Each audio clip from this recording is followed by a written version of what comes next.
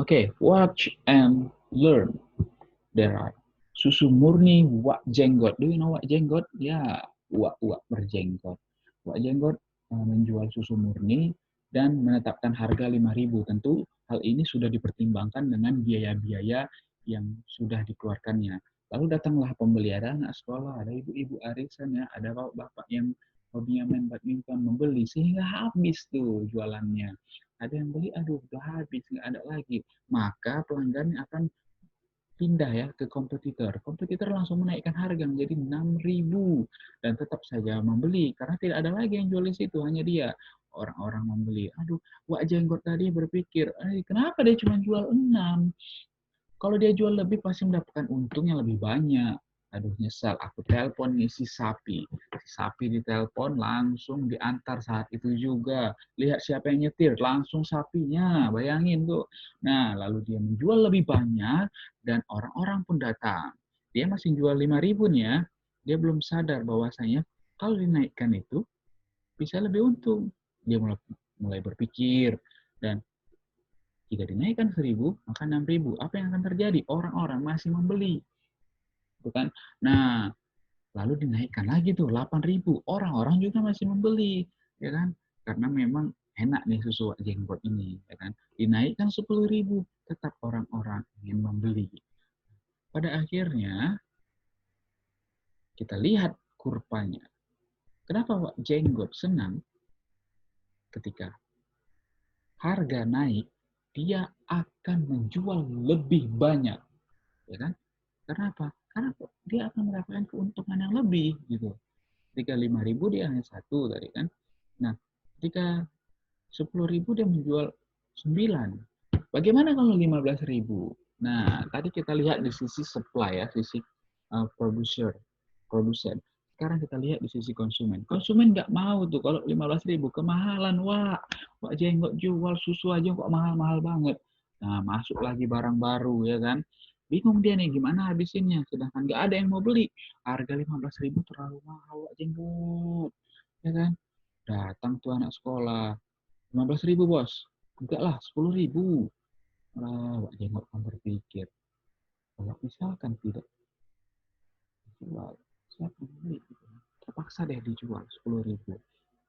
Maka kompetitornya pun membuat harga yang sama dengan harga 10.000. Dan orang-orang pun berebut kan. Nah, kompetitor menurunkan harga supaya banyak yang beli. Mereka bersaing harga. Dan apa yang terjadi? Wak Jenggot pun berpikir. Dia menelpon lagi si sapi. Dan bahkan. Oke, kita lihat kurvanya. Dari sisi konsumen, ya, ternyata jumlah permintaan itu berdasarkan harga yang semakin menurun. Semakin menurun harga, maka jumlah permintaan semakin banyak. Baik, lihat itu. Ketika harga 5.000 yang terjual itu 8 ya jumlah susunya. Ketika 15.000 yang terjual hanya 1. Bisa dilihat ya di gambar ya. Inilah kurva permintaan. Oke, sampai sini bisa dipahami ya. Mudah lah. Jadi kalau misalkan mengingat permintaan dan penawaran, ingat Wak Jenggot ya. Nah, dari kurva permintaan dan penawaran ada ya titik tengahnya yang disebut dengan equilibrium. Nah, titik tengahnya itulah yang disebut dengan harga pasar ya. Harga pasar begitulah harga terbentuk. Jadi semua bisa paham. Bagaimana harga terbentuk? Ingatlah Wak Jenggot ya. Ada kurva permintaan, ada kurva penawaran. Saya ulangi, kurva permintaan itu terjadi karena apa? Semakin mahal harga, maka permintaan semakin sedikit. Ya. Nah, pada akhirnya dia pun mendapatkan keuntungan. 8.000 adalah harga yang pas gitu kan. Semua orang pun senang, Wak Jenggot senang, dan pembeli-pembelinya pun senang. Itulah equilibrium ya, titik pas ya.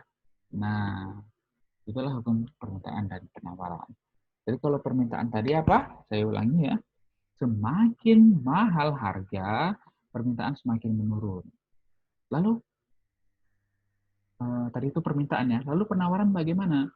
Kalau penawaran ditinjau dari sisi produsen, semakin tinggi harga, maka yang dijual juga semakin banyak. Itulah sisi produsen kan. Karena dia akan berhasrat ingin untung. Nah, tapi tentu dia tidak bisa menjual harga terlalu mahal karena ada sisi konsumen ya, permintaan. Sehingga dibuatlah harga equilibrium. Nah, jadi seperti itu ya. Oke, semoga bisa dipahami. Oke, selanjutnya let's see the video. Kue Odading Mang Oleh. Oke, who's that? Odading Mang Oleh. Seperti Anda menjadi Iron Man. Belilah Odading Mang Oleh. Video milik Ade Londok, seorang warga Bandung, Jawa Ini Barat, video yang viral ya. kue odading viral di media sosial. Jadi kue odading ini sebenarnya biasa aja.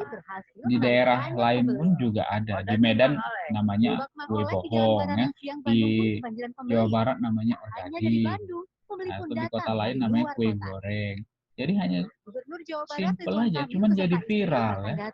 Viralnya karena apa? Karena unik tadi tuh modelnya. Nah, yang buat video tadi namanya Ade Londok. Nah, untuk menjadi duta promosi usaha mikro kecil. Nah, lihat tuh, gara-gara itu orang langsung tuh gagap ya. Gagap dengan apa? Dengan sesuatu yang viral ya.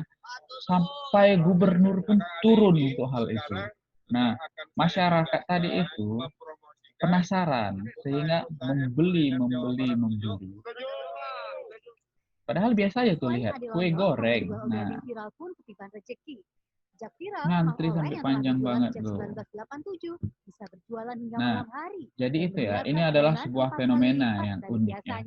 Ini adalah salah satu faktor dari permintaan. Ya, permintaannya meningkat karena apa? Karena tren yang diciptakan oleh si Ade Londok. Orang-orang merasa itu sesuatu yang unik, sehingga apa? Sehingga muncullah sebuah video yang beredar di mana-mana, begitu. Tentu penjualnya tadi mendapatkan keuntungan ya karena banyak yang beli. Nah, dia tidak menaikkan harga, harganya tetap sama. Hanya saja ukuran kuenya diperkecil ya. Nah, kuenya juga sudah lama. Sudah. Nah, di Belanda pun ada coba. Nah, jadi biasa aja sih kuenya. Sudah dijajah lama itu akulturasi dan kemudian ada adaptasi dari makanan ini.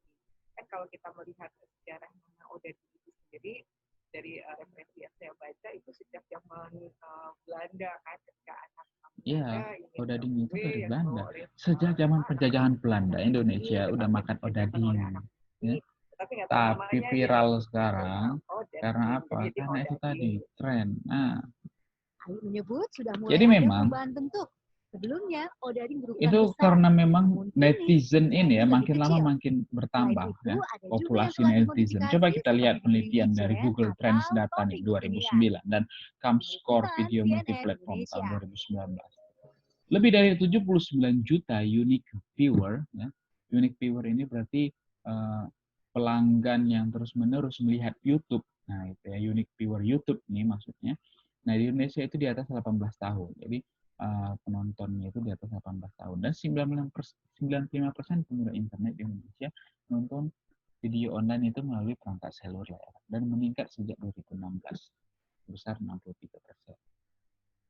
Oke. Nah, lalu ada faktor bencana ya. Kalau tadi ditinjau dari sisi permintaan. Sekarang kita tinjau dari sisi penawaran. Apa yang terjadi ketika pandemi COVID-19? Nah, ini berdasarkan penelitian saya sebelumnya telah meneliti bagaimana kinerja usaha dari kedai kopi sebelum pandemi. Ya. Nah, mereka rata-rata bisa menjual ataupun mendapatkan omset itu di atas 5 juta. Namun ketika pandemi terjadi, mereka rata-rata di bawah 5 juta pendapatan omsetnya. Nah, tentu hal ini ada perbedaannya. Karena apa? Karena kalau ada faktor bencana, pandemi termasuk bencana, maka itu akan berpengaruh pada permintaan dan penawaran. Ketika terjadi bencana, banyak kedai kopi yang hanya menyediakan kopi seadanya saja. Gitu. Karena apa? Karena khawatir nggak ada yang beli. Jadi yang ditawarkan sedikit. Gitu. Karena apa? Karena ada pembatasan juga, tidak boleh kita minum di tempat, harus dibawa pulang. Sedangkan kedai kopi itu adalah tempat untuk bercengkerama ya, tempat sebuah pertemuan gitu. Sambil ngopi, sambil ngobrol gitu. Nah, jadi ini adalah salah satu faktor. Sebenarnya ada banyak faktor ya, faktor penawaran maupun faktor permintaan. Coba ini ada price level ya, tingkat harga, ada income ya, pendapatan. Tentu pendapatan yang lebih banyak membuat orang belanja lebih banyak gitu kan. Terus ada price of substitution good ya, harga dari barang substitusi, barang pengganti. Ya. Nah, lalu ada ekspektasi harga, ya, harapan harga di masa yang akan datang, terus ada populasi dan intention of consumer needs. Nah, ini berarti intensi dari kebutuhan konsumen gitu. Nah, ini lalu ada cost, ya, ada. Nah, lihat tuh di sebelah kiri itu ada tren. Jadi tren itu tadi mempengaruhi permintaan, kurva permintaan. Lalu di penawaran ada cost, teknologi, price exchange ya, lalu price expectation sama ya dengan penawaran. Lalu ada equal of producer, jumlah dari produsen ya. Lalu ada pajak dan subsidi, lalu bencana. Nah, inilah yang mempengaruhi. Inilah faktor-faktor dari permintaan dan penawaran. Gitu. Oke, materinya sudah selesai. Semoga bisa dipahami dengan baik ya.